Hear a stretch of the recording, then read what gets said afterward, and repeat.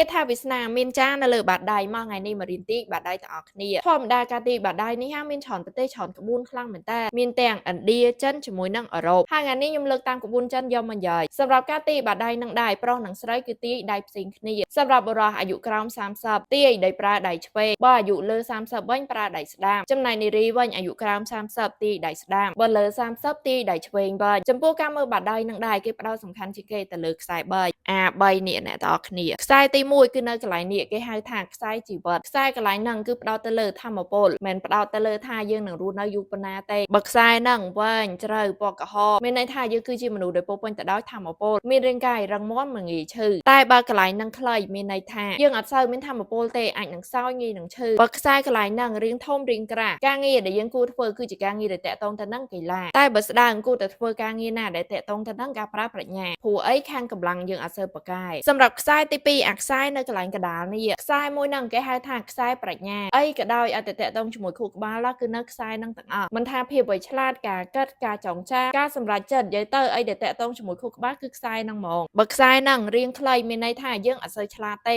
តែបើវែងជ្រុលអាហ្នឹងគឺឆ្លាតពេកឆ្លាតពេកហ្នឹងអាចឧស្សាហ៍មានរឿងជាមួយគេបើខ្សែទី2ជាមួយនឹងខ្សែទី1មានចំណុចផ្ដើមជាមួយគ្នាមានន័យថាអាដើមជាប់គ្នាដល់មកបានបំបែកយើងគឺជាមនុស្ស introvert និងពូកែប្រយ័ត្នប្រយែងបើការជាប់មួយហ្នឹងវារៀងជាពាក់គ្នាច្រើនពេកយើងគឺជាមនុស្សដែលពូកែបារម្ភច្រើនហើយបើខ្សែទាំងពីរអាដើមអត់ជាប់គ្នាមកអានេះផ្ដើមនៅកន្លែងផ្សេងអានេះផ្ដើមនៅកន្លែងផ្សេងមានន័យថាយើងគឺជាមនុស្ស extrovert ក្លាហានមិនភ័យខ្លាចពូកែក្នុងការទំនាក់ទំនងមកដល់ខ្សែទី3គឺខ្សែបេះដូងមានចំណុចផ្ដើមពីរចុងនេះវិញខ្សែបេះដូងនិយាយពីស្នេហារបស់យើងហើយក៏មានច្រើនប្រភេទខ្លាំងមែនតើអ្នកដែលមានខ្សែប្រភេទនេះគឺជាមនុស្សដែលមានមន្តស្នេហ៍បើបែបនេះវិញគឺជាមនុស្សដែលប្រុងប្រយ័ត្នចំពោះស្នេហាខ្លាំងមែនតើពួកគេជាមនុស្សកត់ច្រើនក៏ប៉ុន្តែការវិនិច្ឆ័យតែងតែត្រឹមត្រូវបើបែបនេះវិញជាមនុស្សដែលមានទំនួលខុសត្រូវខ្ពស់ក៏ប៉ុន្តែក៏ត្រូវប្រុងប្រយ័ត្នចំពោះការចំណាយឈ្នានីសអាខ្សែចុះមកក្រោមចេះរៀងយ៉ាក់ស្នេហាមានឧបសគ្គតម្រូវឲ្យមានការលះបង់និងការខំប្រឹងប្រែងពីទាំងសងខាងសម្រាប់ការមើលបាតដៃហ្នឹងគឺនៅមានខ្សែជាច្រើនទៀតតែកុំឲ្យវីដេអូនឹងវែងពេកចឹងចាប់ថា3នឹងសិនចុះបាតដៃអ្នកទាំងអស់គ្នាវិញពេលមើលហើយគិតតែត្រូវឬមួយក៏ខុសដែរកុំភ្លេច comment នៅខាងខ